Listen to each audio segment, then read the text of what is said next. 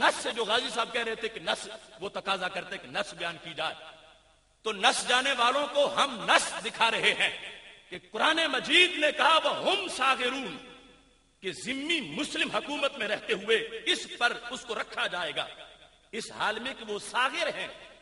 اس میں تفصیل بڑی ہے، میں اس کی طرف نہیں جاتا۔ صاغر کا معنی جو بھی ترجمہ جس کا چاہو پڑھ لو، ذلیل کے سوا نہیں ہوگا۔ اور جو ہمارے نبی علیہ السلام کو گالیاں دے رہا ہے تو وہ صاغر کیسے بنا اس ماحول میں؟ اس کی جو پوزیشن تھی وہ تو اس سے اوپر چڑھ گیا۔ اس کو صاغر رکھنے کے لیے کہ وہ ہم صاغرون، یہ تقاضا ہے قرآن مجید کا۔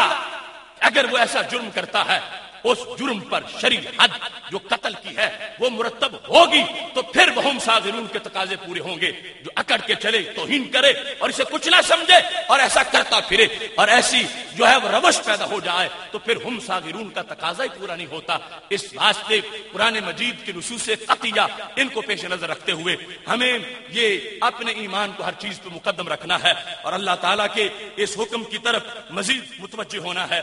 سورہ احزاب کے اندر اللہ کا فرمان ہے، آیت نمبر 57، ان الذین یؤذون اللہ ورسولہ لعنہم اللہ فی الدنیا والآخرہ واعد لہم عذابا مہینا۔ بے شک وہ لوگ جو اذیت دیتے ہیں اللہ کو اور اللہ کے رسول صلی اللہ علیہ وسلم کو، لعنہم اللہ، اللہ نے ان پر لعنت کی ہے، فی الدنیا والآخرہ، دنیا میں بھی اور آخرت میں بھی، واعد لہم عذابا مہینا، اور رب نے ان کے لیے مہین عذاب تیار کیا ہے۔ اگرچہ جہنم میں مومن بھی جا سکتا ہے اپنے کسی عمل کی وجہ سے جو اس نے کوئی غلطی کی، لیکن اس کے لیے جو عذاب ہے وہ عذاب مہین نہیں ہوتا۔ یہ گستاخ رسول اس درجے کا کافر ہے جو ابدی دائمی خلود فی النار کا کافر ہے، جس کے لیے رب ذوالجلال نے عذاب مہین کا اعلان کیا ہے۔ جب اس کے لیے اللہ کی کتاب یہ فیصلہ کر رہی ہے، ہم کہاں سے ڈھونڈ کے لائیں اس کے لیے نرمی، اور کہاں سے ڈھونڈ کے لائیں اس کے لیے چھٹی اور اس کے لیے کوئی ایسی معافی؟ خالق کائنات جل جلالہ پاک ہے اس سے کہ اس کو کوئی اذیت دے، لیکن نبی علیہ السلام سے تعلق کیسا ہے رب ذوالجلال واضح کر رہا ہے۔ جو ان کو اذیت دے وہ میری اذیت ہے معاذ اللہ، وہ بہت بڑا مجرم ہے جو ان کی طرف کسی نازیبا بات کو منسوب کرتا ہے۔ اس بنیاد پر رب ذوالجلال نے حکم دیا ان کے لیے عذاب مہین ہے۔ تو ہمیں آج ان نصوص قطعیہ کو سامنے رکھتے ہوئے یہ بات ہر طرف پھیلانی چاہیے کہ 295 اس ملک کی خوش قسمتی ہے کہ وہ ہمارے آئین کا حصہ بنا، مگر یاد رکھو یہ کوئی قومی اسمبلی کے ممبروں کا گھڑا ہوا قانون نہیں، یہ عرش الہی سے اترا ہوا قانون ہے۔ اب یہاں پر اس چیز کو بھی ذہن میں رکھنا، عزا کا ذکر کیا گیا۔ یؤذون، عزا کیا ہوتی ہے؟ مواہب لدنیہ جلد نمبر 2 صفحہ نمبر 283 پر اس کا ذکر کیا گیا۔ هو الشر الخفیف فإن زاد كان ضررا۔ اذیت کہتے ہیں خفیف ہلکے سے شر کو، جو بڑے تو پھر ضرر بن جاتا ہے، معمولی سا شر اس کو عزا کہا گیا۔ اور اس اذیت کے لحاظ سے یہ آگے ہم اعتراضات کے جوابات کا جو سلسلہ اگر وقت ملا تو اس میں وضاحت کریں گے کہ کس کس اعتبار سے عزا اور سب میں فرق ہے اور کس انداز میں رب ذوالجلال نے قرآن مجید برہان رشید میں اس کے تمام جو احتمالی تقاضے ان کو بیان فرمایا ہے۔ اب صرف اس چیز کو کہ آج یہ طبقہ جو بیٹھ کے اپنے علم اور فلسفے جھاڑتے ہیں اور اپنی رائے کو اپنا امام بنایا ہوا ہے، اپنی رائے کو لگتا ہے افرائیت من اتخذ الہہ ہواہ، کیا تم نے دیکھا اس شخص کو جس نے اپنی خواہش کو اپنا رب بنا لیا؟ قرآن کہتا ہے کچھ لوگ یوں اپنی سوچ کا کلمہ پڑے ہوئے ہیں، کہتے ہیں میری سوچ یہ کہتی ہے، میں یہ کہتا ہوں۔ کہاں میں اور کہاں میری سوچ؟ ما كان لمؤمن ولا مؤمنة اذا قضى الله ورسوله امرا ان يكون لهم الخيرة من امرهم۔ کسی مومن مرد یا عورت کے لیے جائز نہیں ہے جب رب کا حکم آ جائے تو آگے تھوڑا سا بھی کوئی ہچکچاہٹ محسوس کریں، جو ایسا کرے گا وہ مومن نہیں ہوگا۔ مومن یہ ہے رب کا حکم سنتے ہی، نبی علیہ السلام کا حکم سنتے ہی سر تسلیم خم کر جاتا ہے۔ یہاں تو تفصیل ہوتی تو میں بیان کرتا، الحمد سے لے کر والناس تک پورا قرآن قانون ناموس رسالت کے بیان میں ہے، اور یہ آیات میں نے چند پڑھی اور پھر اس سے استدلال تو واضح ہے یہاں سے اگلے مسائل دیکھیں. ایک تمہارے سامنے مثال میں پیش کر دیتا ہوں. امام راضی نے حضرت امام شافعی رحمہ اللہ تعالی کا ایک چیلنج تفسیر کبیر میں اس کا ذکر کیا اور اس کو ذکر کرنے کے بعد اس کی تفصیلات کو لکھا. امام راضی امام شافعی رحمہ اللہ تعالی کا ذکر کرتے ہیں, پتہ چلے گا کہ مسئلہ قرآن سے ثابت کیسے ہوتا. آج جن کو وضو کا طریقہ نہیں آتا وہ مجتہد بنے بیٹھے ہیں, جہاں بدلنے کا وہ بھی گمان رکھتے ہیں, جو گھر کے نقشے میں پہلے دکان رکھتے ہیں. آج وہ چاہتے ہیں کہ ہم قرآن کا سب کچھ بیان کریں اور ہمیں ہماری سوچ کا اعتراف کر لیا جائے. تو میں یہ بتانا چاہتا ہوں 20 طریقے جو قرآن سے حکم کو ثابت کرنے کے ہیں, ان میں سے کوئی مجھے گن کے بتا کس طرح حکم قرآن سے ثابت ہوتا ہے.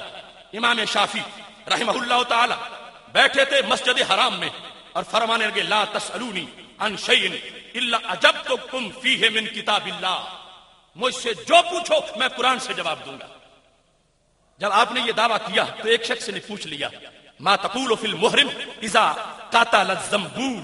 امام شافعی یہ تو بتاؤ کہ جب کوئی حالت احرام میں زنبور بھیڑ جس کو ڈیمور ہم کہتے ہیں اس کو حالت احرام میں اگر کوئی مارتا ہے تو بتاؤ قرآن میں اس کا حکم کیا ہے. تو امام شافعی رحمۃ اللہ علیہ فوراً بولے, یہ میرے پاس تفسیر کبیر کی جلد نمبر 6 صفحہ نمبر 227 ہے. امام شافعی رحمۃ اللہ علیہ نے جواب دیا لا شیء علیہ, اس پہ کوئی حرج نہیں, کوئی دم وغیرہ نہیں پڑے گا, کوئی کفارہ نہیں ہوگا, یہ اس کی کوئی غلطی شمار نہیں ہوگی. اگر وہ اس کو مارتا ہے حالت احرام میں تو لوگوں نے کہا اب دلیل قرآن سے بیان کرو. آج کے یہ عقل کے اندھے ان کو دیکھنا چاہیے اتنے بڑے قد کے اماموں کا طریقہ کیا ہے قرآن سے استدلال کرنے کا. اب امام شافعی کا دعویٰ ہے میں ثابت کرتا ہوں قرآن سے کہ حالت احرام میں اگر کسی نے زنبور کو مارا تو اس پر کوئی حرج نہیں ہے. تو طریقہ کیا تھا امام شافعی رحمۃ اللہ علیہ کا؟ پوچھا گیا این ھذا فی کتاب اللہ, امام بتاؤ قرآن میں یہ کہاں ہے؟ فرمایا قال اللہ تعالی وما آتاکم الرسول فخذوہ وما نہاکم عنہ فانتہوا. یہ رب کا فرمان ہے کہ میرے نبی جو دیں وہ لے لو, جس سے روکے اس سے رک جاؤ. یہ آیت قرآن مجید کی پڑھی اور اس کے بعد فرما سرکار نے کیا دیا ہے ہمیں, کیا مقام ہے امام شافعی رحمۃ اللہ علیہ کی استدلال کا. کہتے ہیں ہمارے نبی علیہ السلام نے فرمایا علیکم بسنتی و سنت الخلفاء الراشدین, تجھ پر میری سنت بھی ہے اور میرے خلفاء کی سنت بھی لازم ہے. قرآن سے سند ملی نبی علیہ السلام کے قول کو اور نبی علیہ السلام کے فرمان سے سند ملی خلفاء راشدین کے قول کو کہ سرکار فرما گئے ہیں کہ جو میرے خلفاء کہیں تم پر میری سنت بھی لازم ہے اور میرے خلفاء کی سنت بھی لازم ہے. یہ فرمانے کے بعد کیا فرمایا, سند بیان کی اور سند حضرت سیدنا عمر رضی اللہ تعالیٰ عنہ تک پہنچی. فرمایا قال عمر للمحرم قتل الزنبور. حضرت عمر رضی اللہ تعالیٰ عنہ سے جب یہ مسئلہ پوچھا گیا تھا حالت احرام میں اگر کوئی زنبور بھیڑ ڈیمو کو مارتا ہے تو کیا ہوگا, تو کہا حضرت عمر نے کہا تھا لا شیء علیہ, اس پہ کچھ لازم نہیں آتا. تو کہا لوگوں میں نے قرآن سے ثابت کر دیا, ہر چیز قرآن میں موجود ہے, طریقہ استدلال کا ہونا چاہیے, مگر کوئی فکری آوارہ گرد استدلال نہیں کر سکتا. ہر سینہ نشیمن نہیں جبریل امی کا, ہر فکر نہیں طائر فردوس کی سیاد, وہ فکر خدا داد سے روشن ہے زمانہ, آزادی افکار ہے ابلیس کی ایجاد. یہ اس کا طریقہ تھا, رب کے حکم کے مقابلے میں اپنا قیاس پیش کر رہا تھا, اپنی سوچ پیش کر رہا تھا. اب یہاں طریقہ بتایا حضرت امام شافعی رحمۃ اللہ علیہ نے, اور یہ امام شافعی رحمۃ اللہ علیہ نے جو طریقہ بتایا یہ ان کا اپنی طرف سے نہیں تھا, یہ طریقہ انہوں نے حضرت عبداللہ بن مسعود رضی اللہ تعالیٰ عنہ سے سیکھا کہ جس کا ذکر جو ہے وہ صحیح بخاری شریف میں موجود ہے. بخاری شریف کے اندر سید عالم نور مجسم شفیع معظم صلی اللہ علیہ وسلم کا فرمان حدیث نمبر 5939 ہے کہ حضرت عبداللہ بن مسعود کہہ رہے تھے واشمہ اور مستوشمہ کا ذکر کرتے ہوئے جو عورت تندولے لگاتی ہے لگواتی ہے اس پہ اللہ کی لعنت ہو. تو ایک صحابیہ جن کا نام یعقوب تھا کہنے لگی ابن مسعود اتنی سخت تقریریں کرتے ہو, کیوں لعنت کر رہے ہو اس خاتون پر جس نے یہ کام کیا, اتنا بڑا لفظ بولتے اس پر رب کی لعنت ہو. تو حضرت عبداللہ بن مسعود نے جواب میں کیا کہا, یعقوب کو کہنے لگی مالی لا العنو مل لعنا رسول اللہ صلی اللہ علیہ وسلم علیہ وفی کتاب اللہ ہے، میں اس پہ لعنت کیوں نہ کروں جس پہ نبی علیہ السلام نے لعنت کی ہے اور جس پر رب نے قرآن میں لعنت کی ہے. وفی کتاب اللہ، قرآن مجید کے اندر جس پر رب نے لعنت کی ہے میں اس شخص پہ لعنت کیوں نہ کروں. جس وقت حضرت امام شافعی حضرت عبداللہ بن مسعود رضی اللہ تعالیٰ عنہ نے اس چیز کو بیان کیا، ام یعقوب اس وقت کی خاتون تھی جن کا مطالعہ پورا قرآن کا تھا، تو کہنے لگی ام یعقوب میں نے سارا قرآن پڑھا ہوا ہے، لقد قرأت ما بین اللوحین فما وجدتہ، میں نے سارا قرآن پڑھا ہے، کہیں ذکر ہی نہیں تو تندولے لگانے والی کا اور لگوانے والی کا، تم کہہ رہے ہو کہ قرآن میں لعنت ہے. تو حضرت عبداللہ بن مسعود نے کہا لقد قرأتی ہے وجدتی ہے لئن قرأتی ہے لوجدتی ہے. ام یعقوب پھر تم نے پڑھا ہی نہیں قرآن، اگر تم پڑھتی تو تمہیں ملتا. کہاں لکھا ہے؟ ابن مسعود نے کہا یہاں لکھا ہے وما آتاکم الرسول فخذوہ وما نہاکم عنہ فانتہوا. سرکار دو عالم وسلم جو دیں وہ لو اور جس سے روکیں اس سے رک جاؤ. تو یہاں پر فرمایا خود نبی علیہ الصلوۃ والسلام نے ہمیں بتایا ہے کہ رب نے لعنت کی ہے. جب سرکار نے بتا دیا اب ہمیں اور نہیں ڈھونڈنا پڑے گا، سرکار کے کہنے پر ہم مانیں گے کہ یہ مسئلہ قرآن میں موجود ہے. یہ صحابہ کا طرز استدلال. بخاری شریف کے اندر یہ حدیث شریف جو 5939 ہے اس میں ذکر ہے. تو یہ میں نے ایک ٹچ دیا اس انداز کو کہ استدلال کرنا کیسے ہوتا ہے، آگے اس کو بتانا کیسے ہوتا ہے. ہم یہ سمجھتے ہیں کہ ناموس رسالت پر پہرا رب ذوالجلال کی ذات گرامی خود دے رہی ہے، لیکن اس کا اسلوب پہلی امتوں سے بدل چکا ہے. رب ذوالجلال وعدہ اس نے کیا انا کفیناک المستہزئین، جو استہزاء کرے گا ہم اس سے بدلہ لیں گے. اس سلسلہ میں بھی یہ میرے پاس تفسیر ابن جریر اس کی جلد نمبر 4 کے اندر یہ موجود ہے کہ ایک موقع پر اذان ہو رہی تھی، ایک عیسائی نے اذان سنی، جب ذکر آیا اشہد ان محمد رسول اللہ کا، اسے پہلے تکلیف نہیں ہوئی. اس جملے پر جب مؤذن پہنچا تو معاذ اللہ کہتا ہے حرک الکاذب، جھوٹا جلا دیا جائے. جہاں تم کو یہ کہتے ہو کرت عینی بیکا یا رسول اللہ صلی اللہ علیہ وسلم، میری آنکھ ٹھنڈی ہوگی محبوب تمہارا نام سن کے.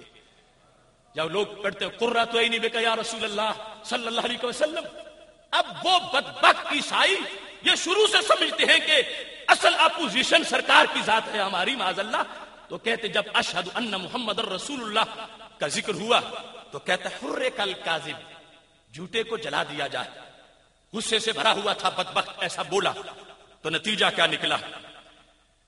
وہ رات کا وقت تھا، داخلت خادمۃ ذات لیلۃ من اللیالی بنار وہو نائم، سویا ہوا تھا، اس کی لونڈی آگ لے کے گزری.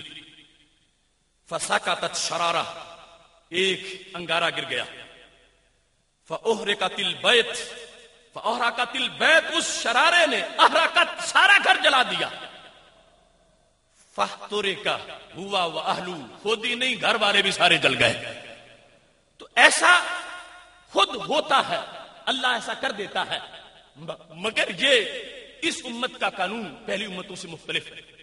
وہاں جب بھی توہین رسالت ہوئی لوگ بندر بن گئے، خنزیر بن گئے، بستیاں الٹ گئیں، دھنس گئے، آگ آ گئی، ایسا ہوتا رہا. لیکن ادھر مکہ شریف میں ہمارے محبوب علیہ السلام نماز پڑھ رہے ہیں، قریش مکہ نے بڑی نازیبہ حرکت کی، گستاخی کی، اور بیٹھے تھے کعبۃ اللہ کے پاس، ہنستے جا رہے تھے. نہ عذاب اترا، نہ بندر بنے، نہ خنزیر بنے، نہ دھنسی وہاں کی جگہ.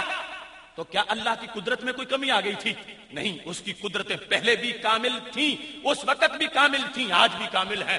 وہ کن کہتا سارے بندر بن جاتے، مگر ایسا نہیں ہوا. کیوں؟ فرق واضح کر دیا. پہلا زمانہ اور تھا جب اس سٹیج تک نہیں پہنچا تھا کہ خود بدلہ لے سکے. وہاں پر عذاب لوگوں کا معاون بنایا جاتا تھا. اس امت میں اتنا ایڈوانس ہو چکا ہے جہاں عذاب کو ساتھ اسسٹنٹ بنانے کی ضرورت نہیں، عشق خود ہی بدلہ لینا جانتا ہے.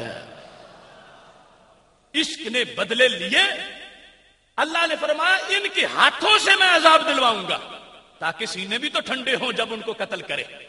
ان کے ہاتھوں سے عذاب کی آیت اتار دی یہ ایک نئی اصطلاح تھی بظاہر، ہاتھوں سے عذاب